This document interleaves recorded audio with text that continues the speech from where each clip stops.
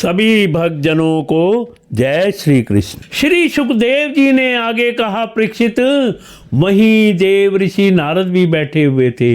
इस घटना से आश्चर्यचकित होकर राजा युधिष्ठिर ने बड़े बड़े मुनियों से भरी हुई सभा में उस यज्ञ मंडप में ही देव ऋषि नारद से यह प्रश्न किया।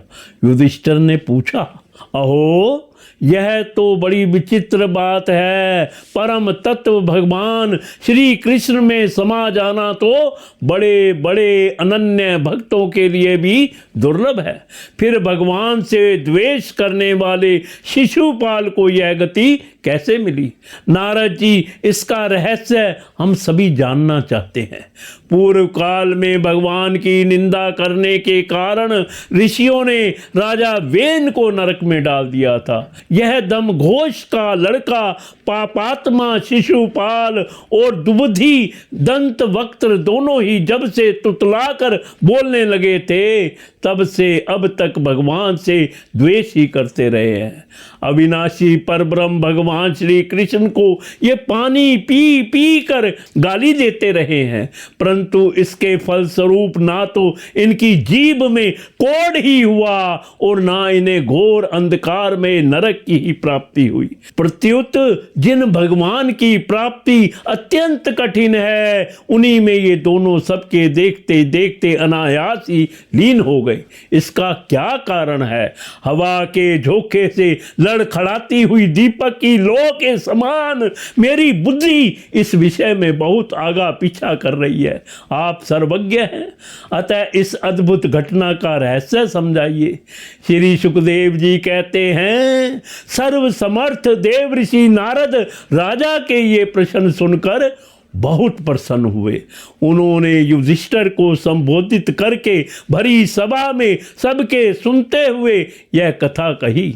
नारद जी ने कहा, युधिष्ठिर, निंदा, स्तुति, सत्कार और तिरस्कार इस शरीर के ही तो होते हैं। इस शरीर की कल्पना प्रकृति और पुरुष का ठीक ठीक विवेक ना होने के कारण ही हुई है। जब इस शरीर को ही अपना आत्मा मान लिया जाता है, तब यह मैं हूँ और यह मेरा है, ऐसा भाव बन जाता है। यही सारे भेदभाव का मूल है।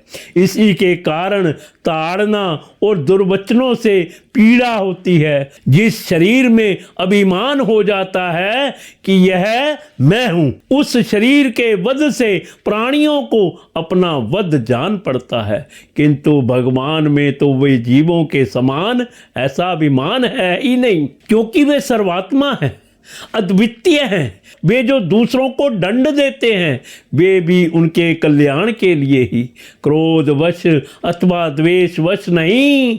तब भगवान के संबंध में हिंसा की कल्पना तो की ही कैसे जा सकती है।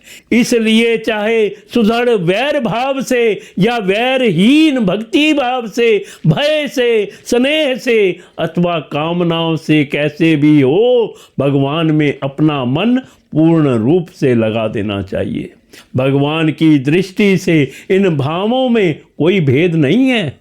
युधिष्ठिर, मेरा तो ऐसा दृढ़ निश्चय है कि मनुष्य वैर भाव से भगवान में जितना तन्मय हो जाता है, उतना भक्ति योग से नहीं होता। भृंगी कीड़े को लाकर भीत पर अपने छिद्र में बंद कर देता है और वह भय तथा उद्वेग से भृंगी का चिंतन करते करते उसके जैसा ही हो जाता है। यही बात भगवान श्री कृष्ण के संबंध में भी है। लीला के द्वारा मनुष्य मालूम पड़ते हुए ये सर्वशक्तिमान भगवान ही तो है। इनसे बैर करने वाले भी इनका चिंतन करते करते पाप रहित होकर इन्हीं को प्राप्त हो गए। एक नहीं, अनेकों मनुष्य काम से, द्वेष से, भय से और स्नेह से अपने मन को भगवान में लगाकर एवं अपने सारे पाप धोकर उसी प्रकार भगवान को प्राप्त हुए हैं। जैसे भक्त भक्ति से महाराज गोपियों ने भगवान से मिलन के तीव्र काम अर्थात प्रेम से कंस ने भय से, शिशुपाल, दंडवक्त्र आदि राजाओं ने द्वेष से, यदुवंशियों ने परिवार के संबंध से, तुम लोगों ने स्नेह से और हम लोगों ने भक्ति से अपने मन को भगवान में लगाया है। भक्तों के अतिरिक्त जो 5 प्रकार के भगवान का चिंतन करने वाले हैं, उनमें से राजा वेन की तो किसी में भी गणना नहीं होती, क्योंकि उसने किसी भी प्रकार से भगवान में मन नहीं लगाया था। सारांश यह है कि चाहे जैसे हो, अपना मन भगवान श्री कृष्ण में तन्मय कर देना चाहिए।